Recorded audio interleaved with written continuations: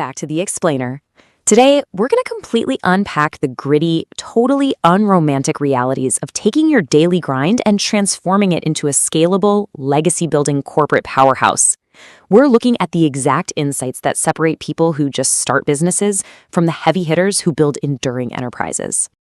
So let's just dive into this right away with a reality check that completely shatters that popular internet myth that a 9-to-5 job is just a trap.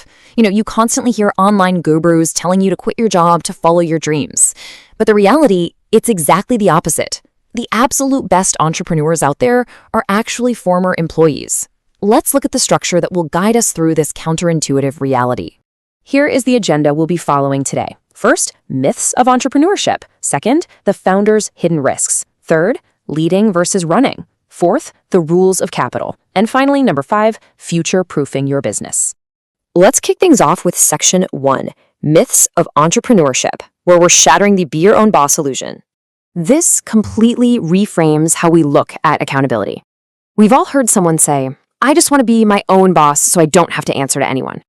Well, actually, when you build a real corporation, a true CEO is the very last person to get paid.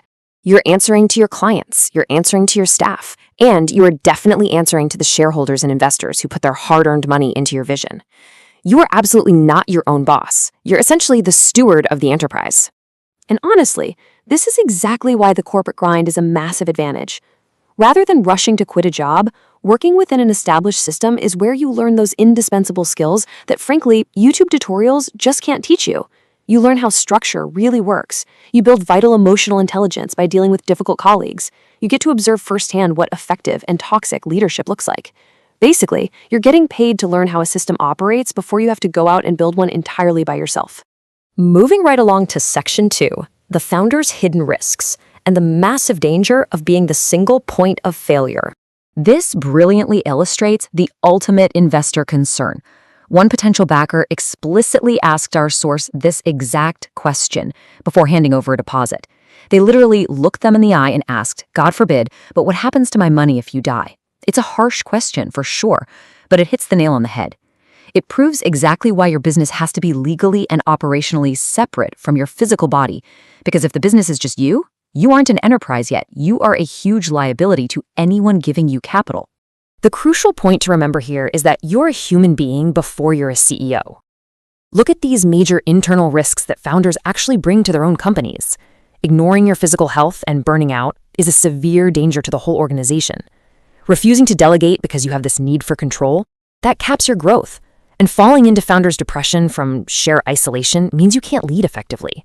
You literally have to take care of yourself if you want to take care of the business.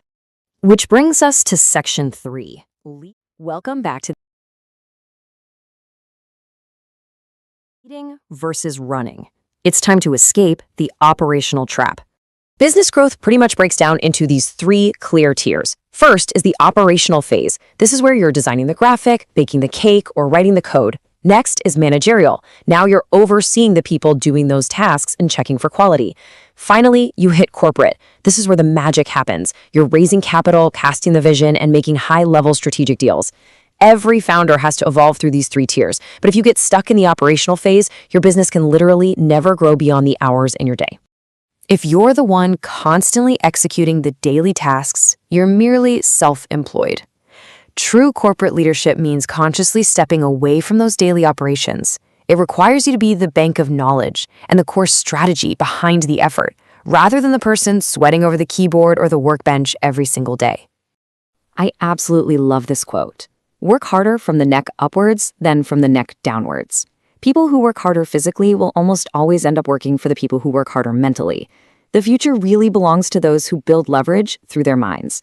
And hey, if explainers like this are helping you shift your perspective and understand how to scale your thinking, consider subscribing to the channel. Shifting from physical sweat to bring equity is where true leverage lives, and that's exactly what we explore here. All right, section 4, the rules of capital, attracting the actual fuel you need for scale. Our sources point out a fascinating benchmark here. An annual income of $10 million is essentially the ultimate threshold where you can afford practically anything life has to offer. Once you hit that metric, money just ceases to be the driving limitation of your lifestyle. But here is the catch. There is no way you're going to reach that number by playing small or just running a localized side hustle.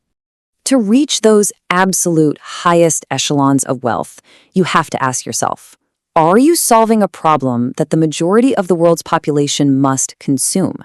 Your business model has to tap into the lifeline of a national or even global economy, not just ride a localized, temporary trend. Are you solving a problem that millions of people fundamentally need fixed? That is the absolute prerequisite for institutional scale. So we're looking at two very different mentalities at play here. You start a business by trying to make money. You're selling a product, you're hustling for that next client, but you grow a massive corporation by raising money. Nobody scales a billion-dollar enterprise entirely out of their own pocket. As you grow, your primary job completely transitions from selling a product to a customer to selling the broader vision of the company to your investors and partners. So how do you actually get people to hand over their money?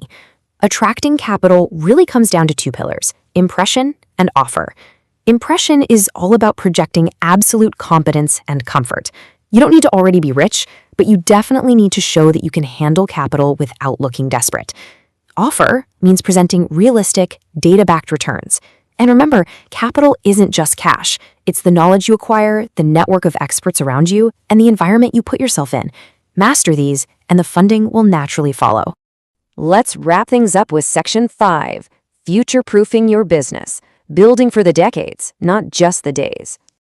These 5 Ps are basically your ultimate checklist for future-proofing your corporation. Purpose ensures you don't throw in the towel when it gets rough. People ensure you aren't the smartest person in the room. Process means the business hums along perfectly when you aren't there. Partnerships give you massive leverage, and persistence ensures you endure the inevitable failures along the way. Let's zoom in a bit closer on the people and process elements. The rule for this is incredibly blunt. Be slow to hire, but quick to fire. A huge mistake founders make is hiring their unqualified friends or cheap interns just to save a buck. Startups simply cannot afford the time or resources to groom absolute beginners. You have to attract top-tier talent early on.